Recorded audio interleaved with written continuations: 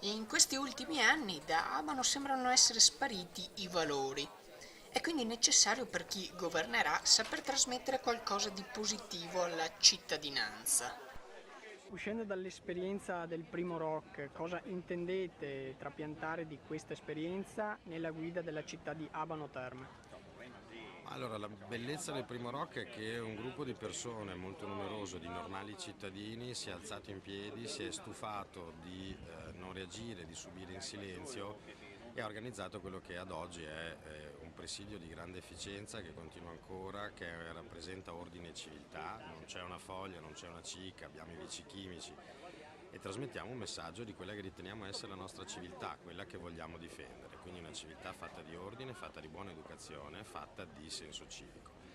Da lì abbiamo fatto un normalissimo percorso al nostro interno, ci siamo anche resi conto dopo un paio di mesi che eravamo lì che non potevamo non giocarci la partita delle amministrative, nel senso che correvamo il rischio di stare lì dei mesi per nulla se un'amministrazione fosse stata eletta contraria alle nostre idee e ai nostri principi, e da questo sono nate le nostre civiche, che saranno 3 alle prossime amministrative, e da qui sono nate poi le nostre alleanze dal punto di vista politico con i partiti che hanno delle idee simili alle nostre se non identiche.